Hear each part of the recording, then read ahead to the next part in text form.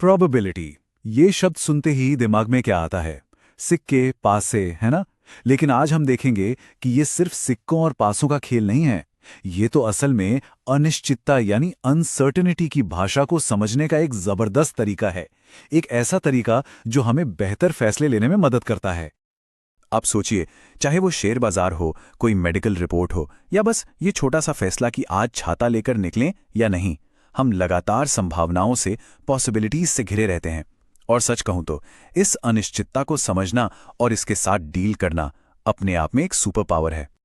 तो सवाल ये उठता है कि जब हमें कोई नई जानकारी, कोई नया क्लू मिलता है, तो क्या हम अपने अंदाजों को और बेहतर बना सकते हैं?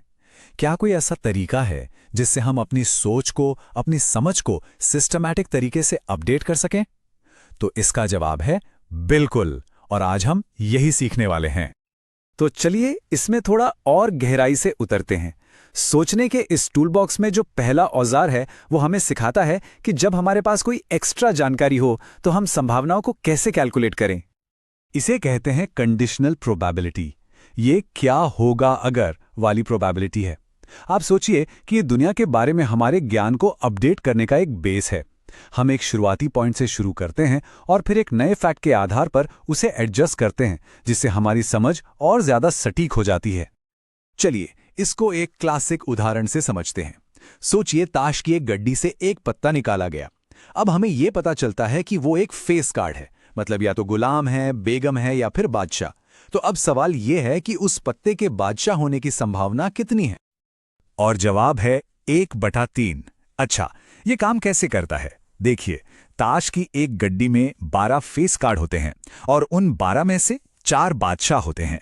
तो जो नई जानकारी हमें मिली कि ये एक फेस कार्ड है, उसने हमारे सैंपल स्पेस को 52 पत्तों से घटाकर सिर्फ 12 कर दिया, और इस वजह से बादशाह मिलने की संभावना 4/12 यानी 1/3 हो जाती है।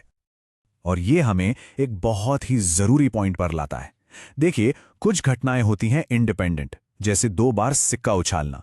पहले उछाल का नतीजा दूसरे को बिल्कुल प्रभावित नहीं करता। लेकिन कई घटनाएं डिपेंडेंट होती हैं, जैसा हमारे ताश के पत्ते वाले उदाहरण में हुआ। ये जानना कि पत्ता एक फेस कार्ड है, उसके बादशाह होने की संभावना को पूरी तरह बदल देता है। इस फर्क को समझना बहुत जरूरी है। निर्भरता का यही आइडिया हमें एक और जबरदस्त टूल की ओर ले जाता है। एक ऐसा इंजन जो सबूतों के आधार पर हमारे विश्वासों को, हमारे बिलीफ्स को सिस्टमैटिकली अपडेट करता है। इसे समझने के लिए चलिए एक फैक्ट्री की प्रॉब्लम देखते हैं। मान लीजिए इस फैक्ट्री में 3 मशीनें हैं, ए, बी और सी। वे सभी एक ही चीज बनाती हैं, लेकिन अलग अलग स्पीड पर, और हर मशीन की खराबी की दर भी अलग अलग है। तो सबसे पहले हमारे पास एक शुरुआती अनुमान होता है, जिसे प्रायर प्रोबेबिलिटी कहते हैं। मतलब बिना किसी और जानकारी के ये हमारा सबसे अच्छा अंदाजा है। ये बस ये बताता है कि कुल प्रोडक्शन का कितना हिस्सा हर मशीन बना रही है। अब इसमें एक नया सबूत जुड़ता है। हर मशीन की एक डिफेक्ट रेट होती है, जो हमें पता है। इसे लाइक्लीहुड कहा जाता है। हो सकता है कि मशीन ए बहुत भरोसेमंद हो, जबकि मशीन सी में खराबी की दर काफी ज्यादा हो। और यहां आता है असली सवाल। मान लीजिए कि हमें एक खराब आइटम मिलता है, तो अब इस सबूत का इस्तेमाल करके हम ये कैसे पता लगाएं कि वो किस मशीन से आया होगा? खास तौर पर इसकी क्या संभावना है कि ये मशीन बी से आया है? और बस यहीं पर बेस थ्योरम काम आता है। अब देखिए, ये नाम सुनने में थोड़ा डरावना लग सकता है, लेकिन असल में ये बस 3 आसान से स्टेप्स फॉलो करता है। पहला, आप एक शुरुआती विश्वास से शुरू करते हैं।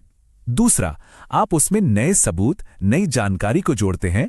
और तीसरा, आप एक अपडेटेड, एक नए विश्वास पर पहुंचते हैं। सीधी सी बात है, यह सबूतों के आधार पर अपनी सोच को बदलने का एक बहुत ही पावरफुल तरीका है। तो अब तक हमने ये सीखा है कि नई जानकारी के साथ अपनी सोच को कैसे अपडेट करें।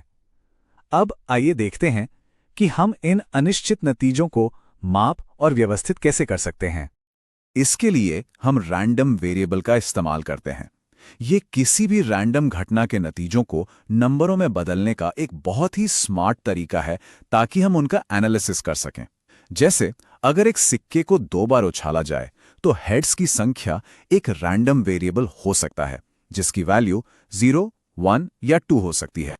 एक बार जब हम एक रैंडम वेरिएबल तय कर लेते हैं तो हम एक प्रोबेबिलिटी डिस्ट्रीब्यूशन बना सकते हैं।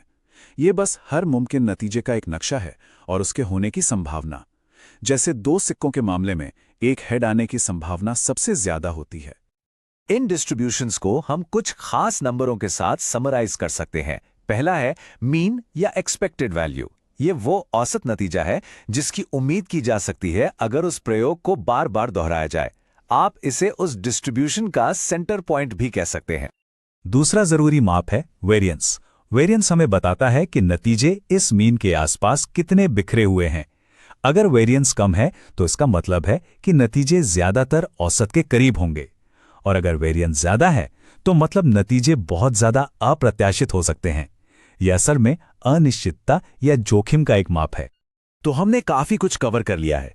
इन सभी कॉन्सेप्ट्स को अगर हम एक साथ रखें तो अनिश्चितता को समझने और उसके साथ काम करने के लिए हमारे पास एक बहुत ही पावरफुल नया टूल बॉक्स तैयार हो जाता है।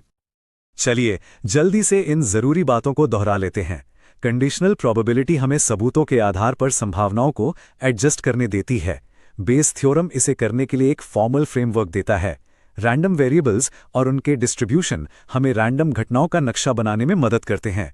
और आखिर में मीन और वेरिएंस हमें उन नक्शों को समझने लायक नंबरों में छोटा करने का एक तरीका देते हैं। और ये सिर्फ किताबी बातें नहीं हैं। ये टूल्स डेटा साइंस से लेकर फिनांस और इंजीनियरिंग तक हर फील्ड में फैसले लेने का एक अहम हिस्सा है।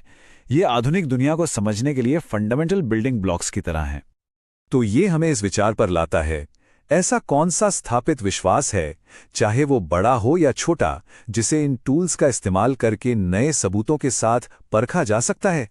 ये सोचने वाली बात है।